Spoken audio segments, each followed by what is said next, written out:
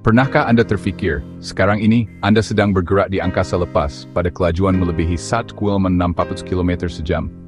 Bumi berputar di bawah kaki Anda, lebih laju daripada kelajuan bunyi.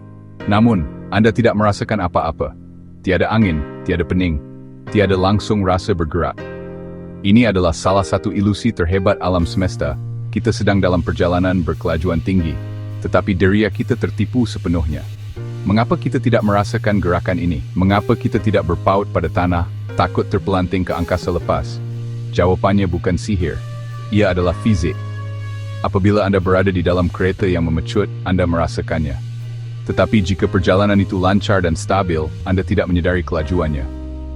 Putaran bumi sama seperti itu, stabil, tidak berubah, dan berbilion tahun usianya.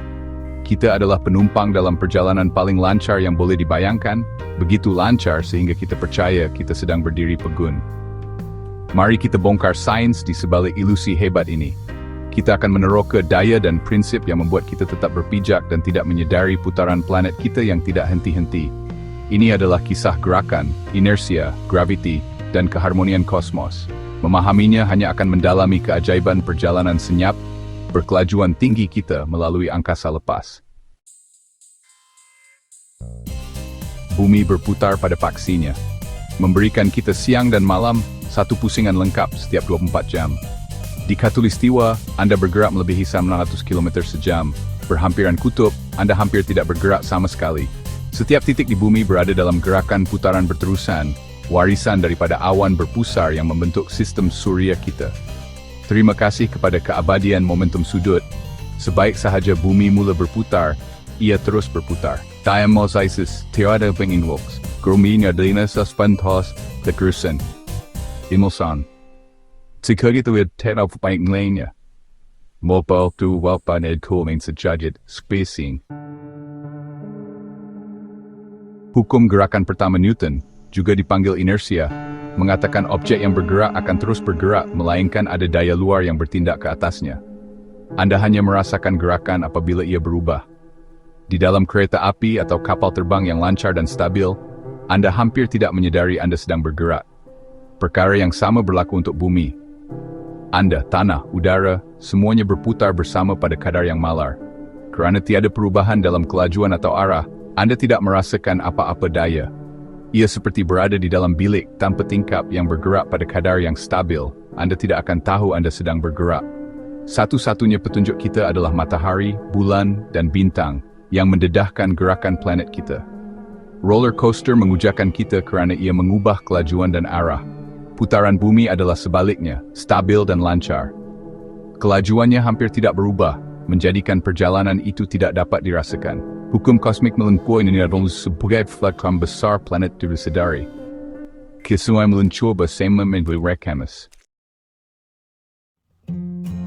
Segala-galanya di bumi, tanah, lautan, dan atmosfera bergerak bersama dalam kesatuan yang sempurna. Jika udara tidak berputar bersama planet, kita akan menghadapi angin kencang yang berterusan dan memusnahkan. Graviti dan geseran mengekalkan atmosfera dan lautan bergerak bersama kerak bumi, mewujudkan persekitaran yang stabil untuk kehidupan. Jika lautan tidak berputar bersama bumi, kita akan melihat tsunami bersaiz benua setiap hari. Sebaliknya, air, udara, dan tanah semuanya mengambil bahagian dalam tarian kosmik ini. Gerakan bersama ini adalah sebab mengapa kita dunia yang aman, kelihatan pegun. Kesatuan gerakan planet kita membolehkan kehidupan berkembang, walaupun kita berputar melalui angkasa lepas. Jika bumi berputar begitu pantas, mengapa kita tidak terpelanting? Jawabannya, graviti. Graviti adalah tali pinggang kelir terunggul alam semesta, memaku kita, lautan, dan udara ke permukaan.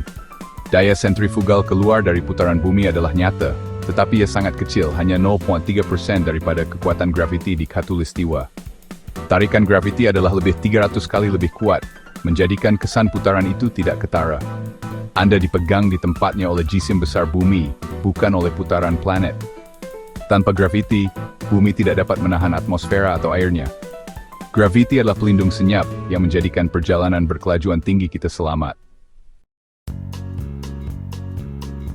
Walaupun kita tidak merasakan putaran bumi secara langsung, kesannya ada di mana-mana. Planet ini membengkak di khatulistiwa dan merata di kutub, bentuk yang dipanggil spheroid oblate kerana putarannya. Kesan Coriolis yang disebabkan oleh putaran bumi membentuk cuaca dan arus lautan, menyebabkan taufan berputar dan membimbing angin global. Ini adalah kesan berskala besar yang perlahan, bukan sensasi yang kita rasakan, tetapi ia adalah bukti gerakan dunia kita.